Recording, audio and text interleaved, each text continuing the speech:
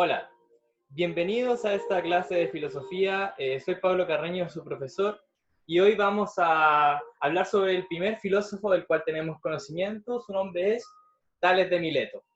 Tales de Mileto es el primer filósofo porque es el que hace el famoso salto del mito al logos. Es decir, es el primero que empieza a ver la realidad con otros ojos y que le entrega esos ojos, por así decirlo, al mundo. El que empieza el primer filósofo que busca las explicaciones racionales de las cosas, alejándose de lo que era anteriormente la mitología griega. Tales de Mileto nace entre el 640 y el 546 a.C. Es por eso que contamos los años al revés, ¿no? Él nace en el 640 y muere en el 546 a la edad de 94 años. Se dice que por nacer en este periodo, Tales de Mileto nace en el periodo arcaico.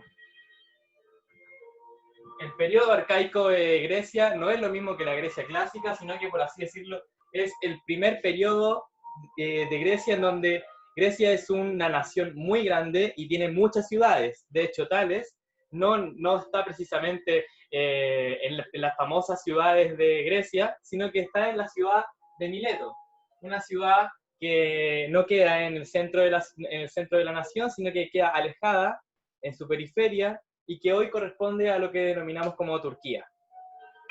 Tales de Mileto es el primer filósofo del cual se tiene conocimiento porque es el filósofo que hace el paso del mito al logos, ¿no? ¿Cómo hace ese paso?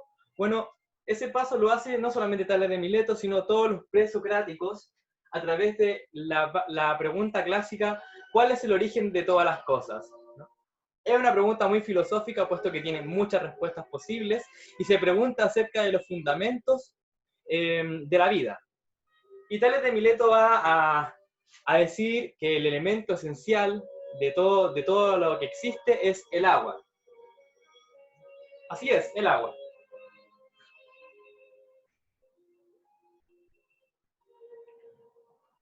¿Por qué creen ustedes que el agua sería el elemento esencial, el elemento que da origen a todas las cosas? ¿Por qué el origen de todas las cosas es el agua? Bueno, Tales de Mileto va a poner atención en una cosa particular, ¿no? Y va a poner atención en esto para luego entregárselo a su ciudad. El concepto del que estoy hablando es el concepto de transformación.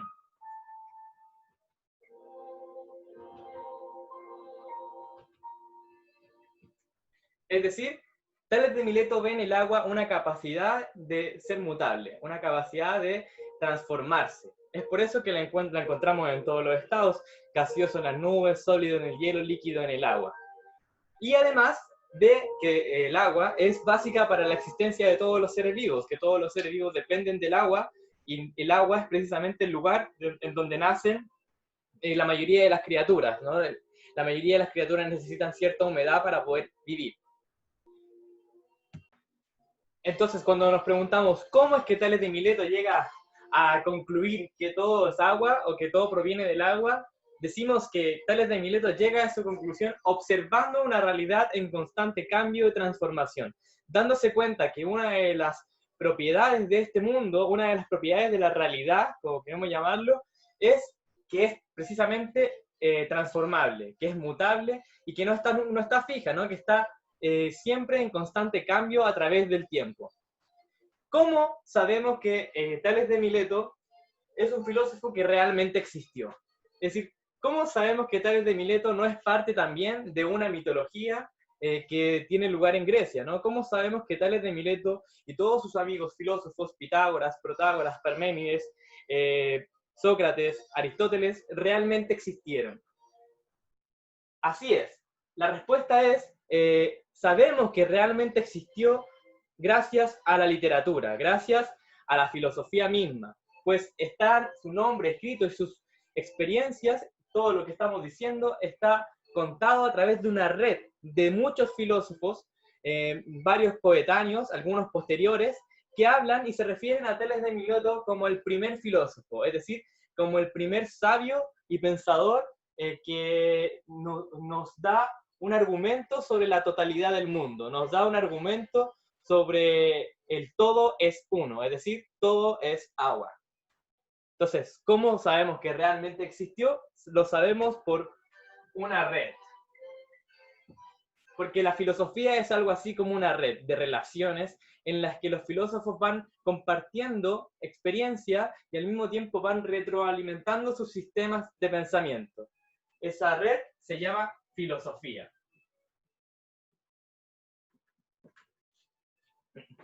Sobre todo, hay una experiencia muy particular que quisiera contar, que está contada a través de diversos filósofos, Platón, Aristóteles, Diógenes, son algunos de los filósofos que nos traen una famosa historia de Tales de Mileto. Tales de Mileto era muy famoso. ¿Por qué era muy famoso? Porque Tales de Mileto en el año 585, en el año 585, recuerden, 585, hace un descubrimiento total. Tales de Mileto no es solamente un filósofo, también tiene un teorema matemático, el teorema de Tales, y Tales, por eso su gran interés por cómo sacar las longitudes de un triángulo.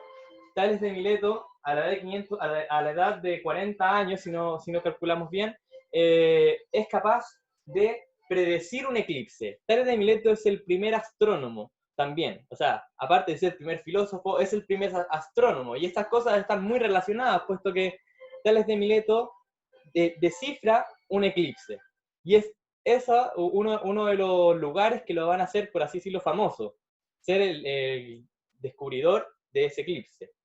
Y también se dice que Tales de Mileto fue uno de los primeros en poder observar la realidad de tal manera que es capaz de predecir cambios en la naturaleza, es capaz de predecir los cambios estacionales y es capaz también de predecir el final de una sequía, que precisamente afectaba al pueblo de Mileto.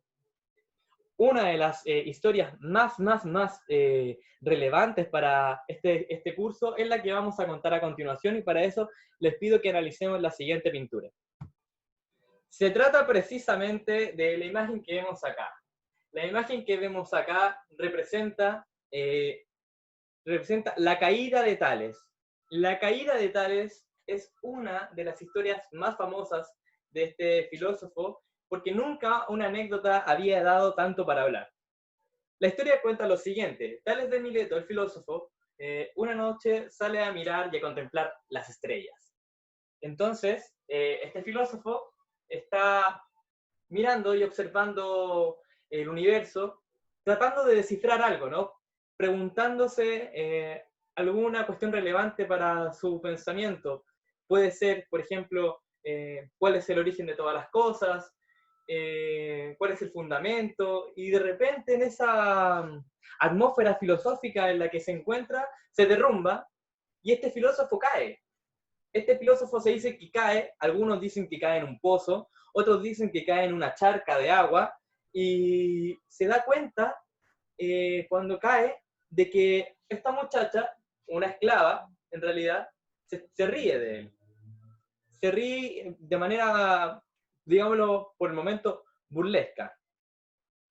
Es muy importante esta situación para la filosofía, puesto que, por así decirlo, representa la posición clásica de los filósofos.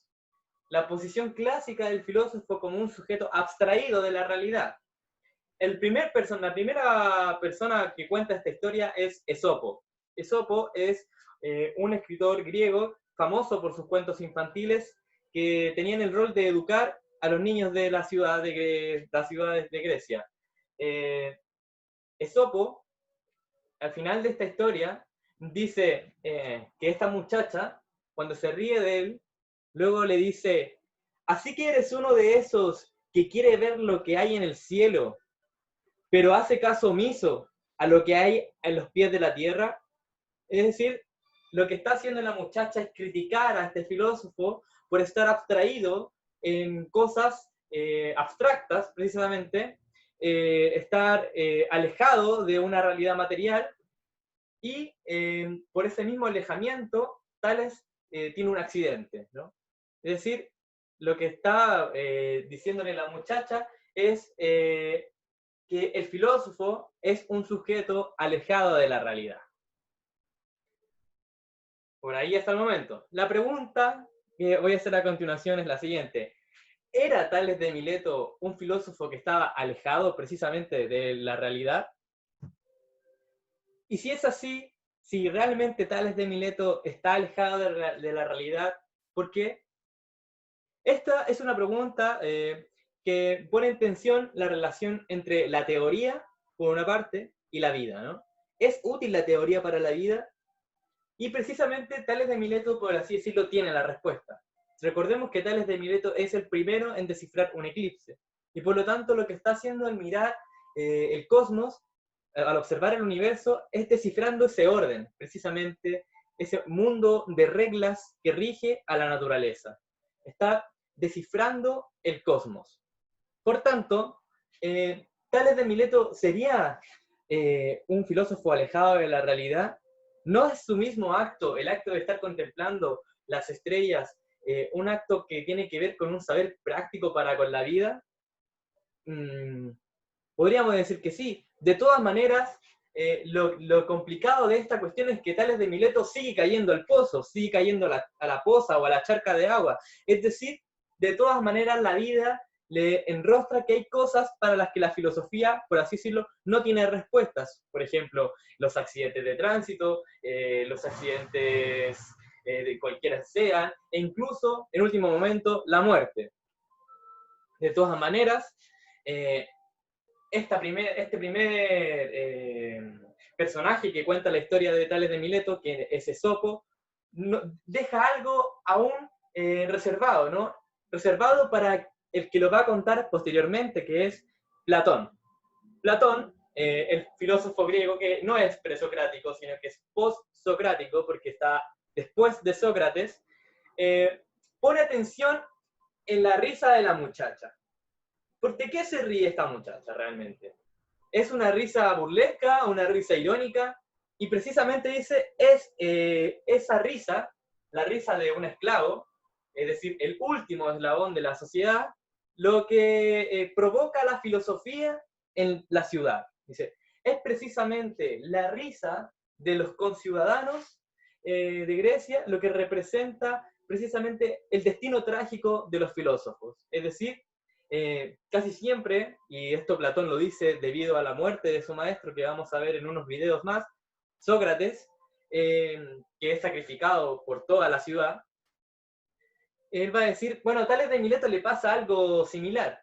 Tales de Mileto representa a Sócrates también, es, por así decirlo, alguien que precede a Sócrates en su destino trágico frente a la ciudad, una ciudad que lo humilla, una ciudad que no lo escucha, y una ciudad que se ríe de él, por el hecho de estar ocupado de las cosas más elementales, ¿no? Por estar ocupado de pensar y no estar ocupado en otras cosas, ¿no? ¿Por qué a los filósofos se los representa mirando las estrellas? ¿Por qué a los filósofos no se los representa en labores cotidianas, como por ejemplo en una construcción, una peluquería, que no se les presenta como, bueno, de cualquier otra manera? Se les presenta de manera pensativa, ¿no? Y es precisamente esa manera pensativa lo que los ciudadanos de la ciudad recriminan en la posición del filósofo. Sin lugar a dudas que la historia contada por Platón nos revela otra perspectiva, otro punto de vista, ¿no? Nos revela el punto de vista social del filósofo y su ciudad, el punto de vista de cómo se relaciona el filósofo con el mundo, y antes de relacionarse con el mundo, con sus amigos, con sus pares, con el mundo que lo rodea. Y hay una primera oposición aquí en la filosofía, ¿no? Si la filosofía está, por así decirlo, llena de oposiciones. Una de las primeras oposiciones que se da es la manera en que cuentan esta historia Platón y luego su discípulo, perdón, Aristóteles. Aristóteles, el padre de la lógica, es muy contrario a Platón. Entonces, precisamente, Aristóteles ve en la filosofía una herramienta para la vida. Aristóteles es capaz de ver en la filosofía un lugar no solamente de reflexión y de abstracción placentera, por cierto, pero introspectiva, sino todo lo contrario. Y el método filosófico que inventa, la lógica, es prueba de ello. Ve en la filosofía una manera de relacionarse con el mundo. Y dice, ¿de qué se ríe esta muchacha en realidad? Se ríe porque este filósofo es un filósofo alejado de la realidad. Y él recuerda la otra anécdota, ¿no? Tales de Mileto es el primer filósofo que fue capaz de descifrar el fin de una sequía. De su ciudad natal, Mileto llevaba ya 3 cosechas poco abundantes y que tenían a la ciudad en una escasez tremenda. Entonces, observando la naturaleza y observando los cambios estacionales, se da cuenta de que en la sequía va a llegar a su fin. Y que va a llegar a su fin y que, por tanto, lo que tiene que hacer la ciudad de Mileto, y se lo dice a sus amigos, a su sociedad, le dice, es momento de ir con toda la plantación de olivo, pues es la que nos va a llevar a la ciudad de Mileto a la abundancia. ¿Qué sucede? Bueno, precisamente lo que le sucede a los filósofos, ¿no? Nadie lo escucha y cambian las plantaciones de olivo por plantaciones de limón, por así decirlo, y Tales de Mileto, con los ahorros que tiene, compra unas hectáreas de olivo y las mantiene. Bueno, al transcurrir el tiempo se dan cuenta de que la sequía no ha variado, o sea que la sequía se acabó, porque Tales de Mileto tenía razón, descifra el fin de esa sequía y se hace rico, ¿no? Pero la verdad que Aristóteles dice, bueno, él se hace rico, pero en realidad no se hace rico, no es su fin hacerse rico, sino que lo que él quería, comprando todos estos olivos, es demostrarle a la ciudad de Mileto que es muy fácil para los filósofos hacerse ricos cuando quieren, pero no es precisamente eso lo que realmente están buscando. Quisiera que pusiéramos ahora atención en la siguiente pregunta. ¿Por qué es Tales quien precisamente da el salto de la mitología al pensamiento? ¿O por qué Tales de Mileto se dice que da el salto del mitos al logos? Bueno, podemos nombrar 3 razones. La primera razón es que dice algo acerca del origen, ¿no? Es un pensador que dice algo acerca de los orígenes, los fundamentos, las esencias, que son precisamente temas que toman permanentemente y no han soltado nunca a la filosofía. Lo segundo es que dice algo acerca del origen del mundo sin ninguna imagen mitológica, ¿no? Tales de Mileto dice todo es agua, recordemos, pero lo dice sin recurrir a la mitología. Tales de Mileto no recurre a la mitología. Y tercero, expresa un concepto clásico en la filosofía. Todo es uno. Todo es uno, es decir, todas las cosas que hay en el mundo en realidad son una sola, que sería el agua. Sin la cual no podemos vivir, no podemos comer, y que precisamente hoy en día es bastante paradójico que el primer filósofo parta pensando en el agua como un recurso esencial y que hoy en día, bueno, no le hayamos hecho caso a nada del filósofo y la filosofía y por tanto este recurso esté muchas veces en escasez. Sin embargo, existe una crítica respecto a esto, ¿no?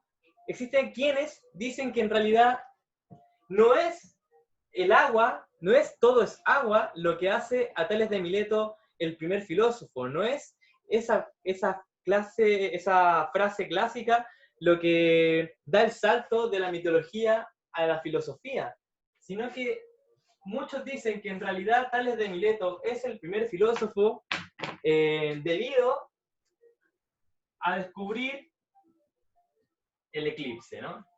Muchos dicen que Tales de Mileto, al descubrir este eclipse, al predecirlo, lo que hace es quitar el temor de sus conciudadanos. Los conciudadanos, de un momento a otro, el sol se esconde, ¿no? Estamos a mitad del día y el sol se esconde. Todos los ciudadanos de las polis griegas hubiesen pensado que aquello que estaba sucediendo o era un castigo de los dioses, o se venía un castigo posterior, o incluso la muerte. Bueno, gracias a que este filósofo predice el eclipse, la sociedad griega puede vivir, por así decirlo, más tranquila.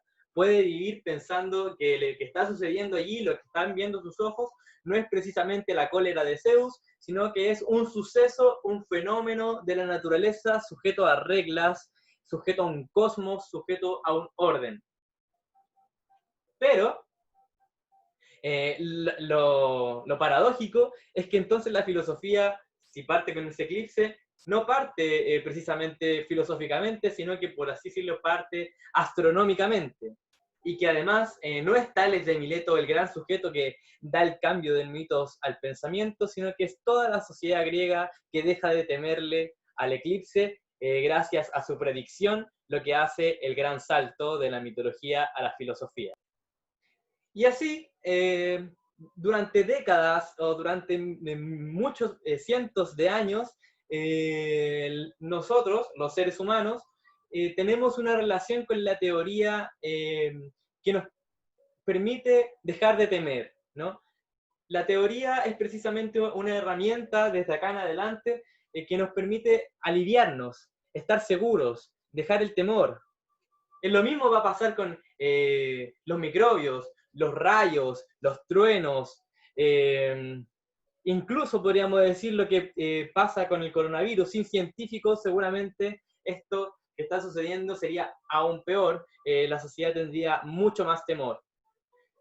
No es sino hacia finales del siglo XX, con la bomba atómica, en donde los seres humanos, por así decirlo, ya vamos a empezar a pensar que la teoría no solamente nos puede traer alivio y seguridad, sino que la teoría y la ciencia también pueden ser hasta cierto punto peligrosas para la vida y para el ser humano. Lo mismo hablamos cuando hablamos de transgenia y otros modelos de la ciencia contemporánea. Volvamos un poco a la imagen que estábamos comentando, ¿no? ¿De qué se ríe esta muchacha? ¿De qué se ríe esta muchacha o esta esclava? ¿Su risa es una risa burlona o esconde quizás cierta sabiduría sobre los filósofos? ¿Se ríe quizás sobre los peligros de la ciencia para el mundo? ¿De qué se está riendo esta muchacha? Esta historia, la historia de la anécdota sobre cómo Tales de Mileto cae a un pozo, es una historia sobre la relación entre la teoría, la filosofía y la vida. La filosofía, la vida y la sociedad. Cómo se relacionan, cómo es una simbiosis que va teniendo distintos cambios según la época que cuente esta historia. Permitámonos una vez más contar esta historia con un pequeño detalle, ¿no? Tales de Mileto sale a caminar, contempla este cosmos y le pregunta a las estrellas, ¿no? Le pregunta la pregunta fundamental, le hace esa pregunta que se hacen todos los presocráticos y de repente se da cuenta que las estrellas no le responden nada, que las estrellas son mudas. Tales de Mileto da media vuelta y sin poder mirar al suelo cae a este pozo, cae a este charco de agua. Al caer en ese pozo, en esa charca de agua, Tales de Mileto se da cuenta de que todo el universo está compuesto de agua. Y la muchacha se ríe.